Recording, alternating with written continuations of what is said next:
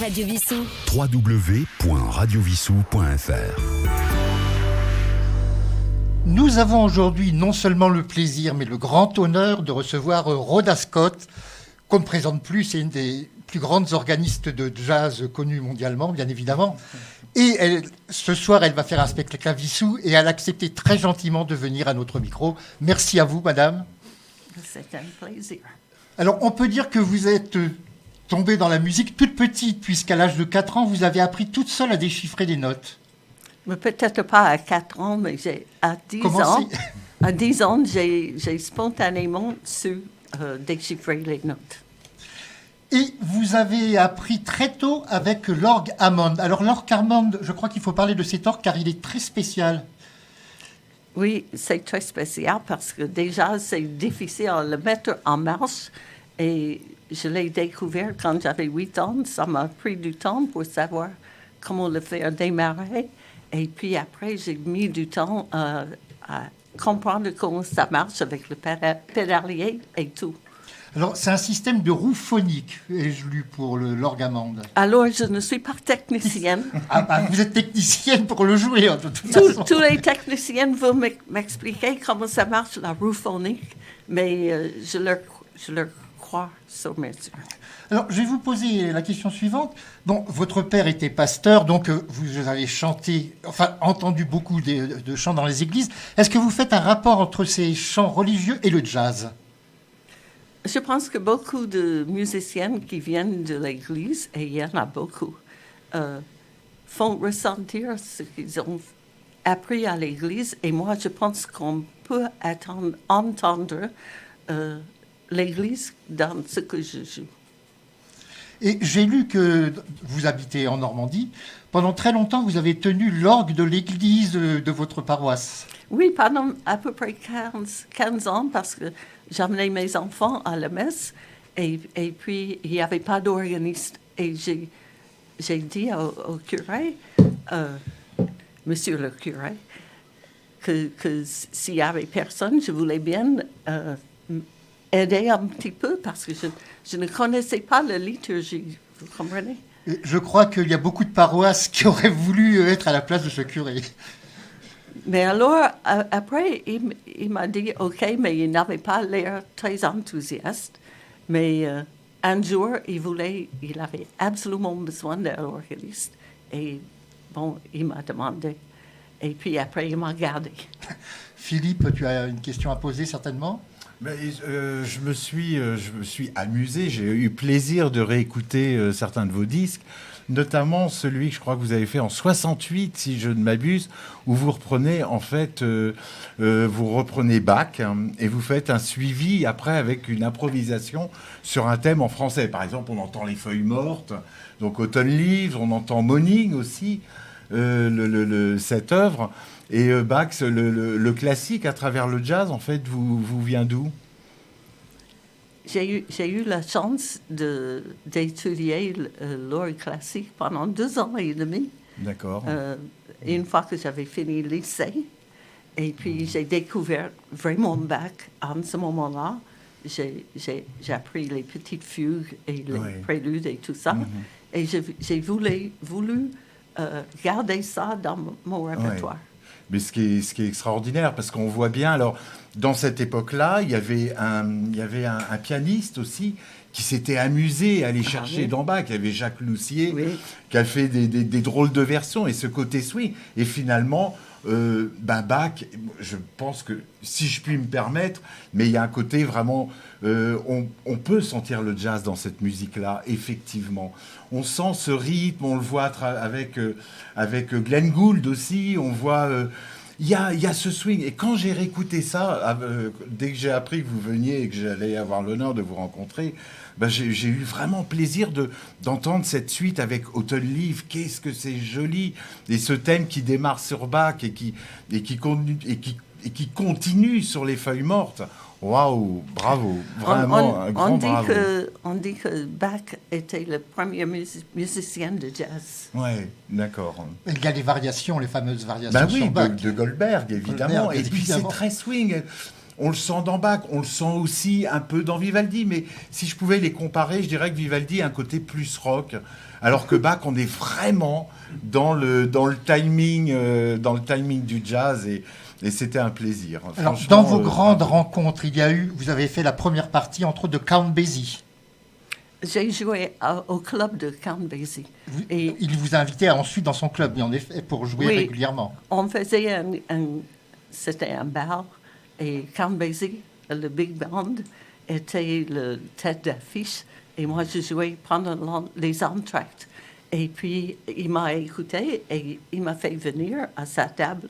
Et il m'a dit, j'aime beaucoup ce que vous faites, je voudrais que vous veniez dans mon club.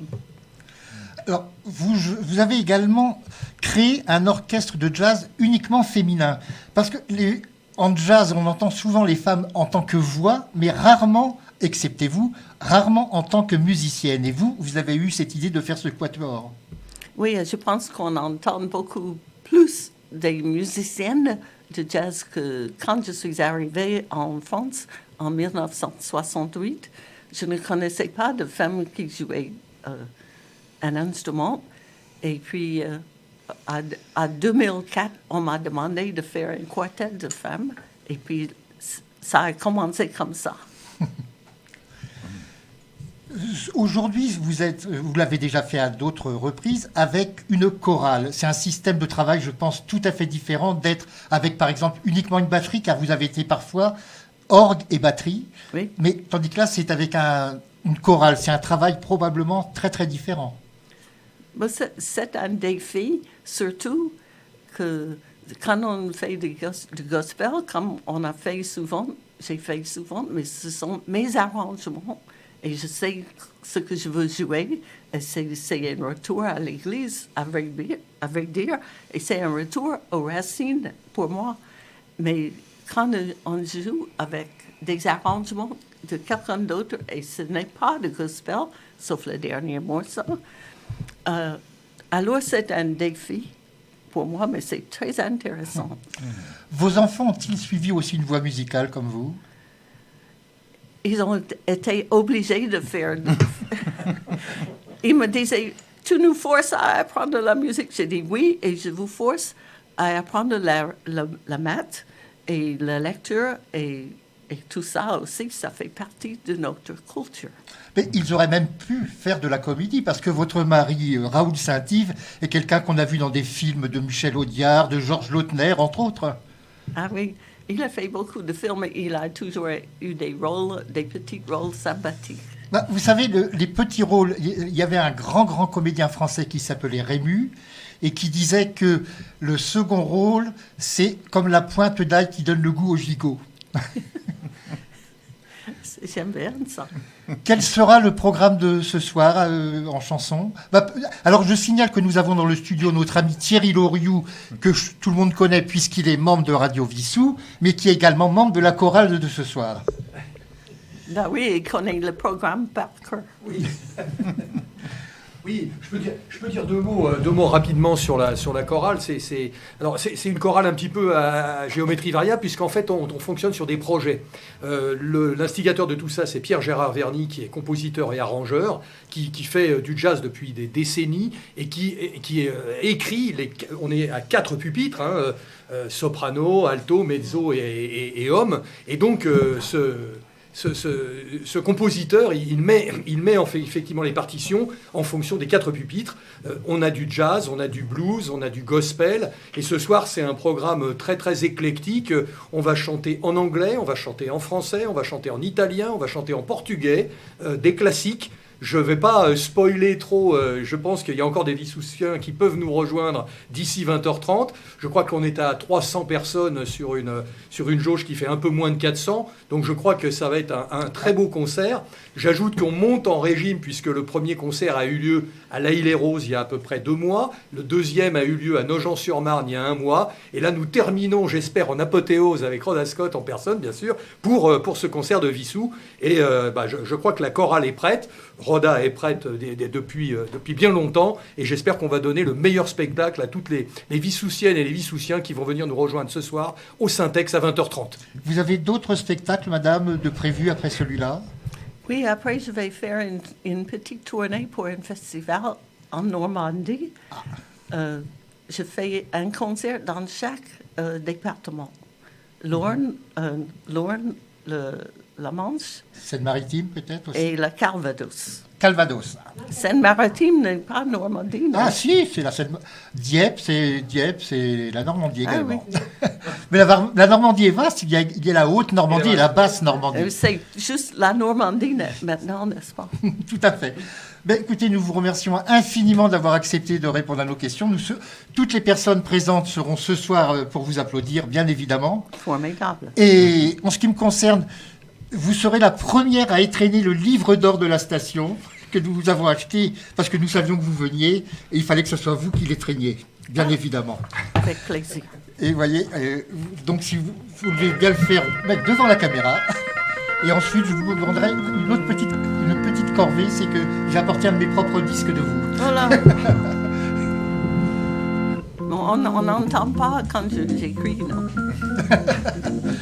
Non, mais on entend déjà ce que vous allez chanter. Ça s'appelle Radio Vissou. Vissou. W-I-2-S-O-U-S. Oui. Comme le nom de la ville. C'est une radio qui existe depuis un peu moins de 3 ans maintenant.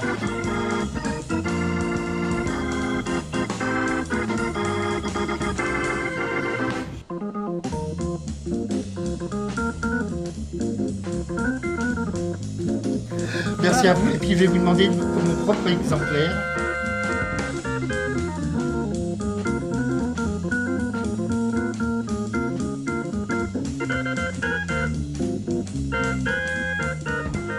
Merci infiniment. Alors merci à Thierry d'avoir pu vous convaincre de venir nous voir aujourd'hui. Et à Fanza qui a bien œuvré aussi, qui est notre chef de chœur. Mais on est ravis de vous avoir avec nous dans Radio Vissou. C'est très très bien. Merci beaucoup. Et nous sommes persuadés que tout à l'heure ce sera un succès, mais de toute façon nous serons là pour le vérifier par nous-mêmes, mais c'est sûr et certain. Parce qu'il faut savoir que dans cette salle du Saint-Exupéry, celle qui s'occupe des spectacles que vous avez rencontré, Sylvia, fait vraiment tout pour offrir des spectacles de qualité à Vissou. Et vous en êtes la preuve vivante. Vous me donnerez le verdict après. Très bien. Nous resterons après pour vous le donner. Merci encore à vous, madame. Radio Vissou.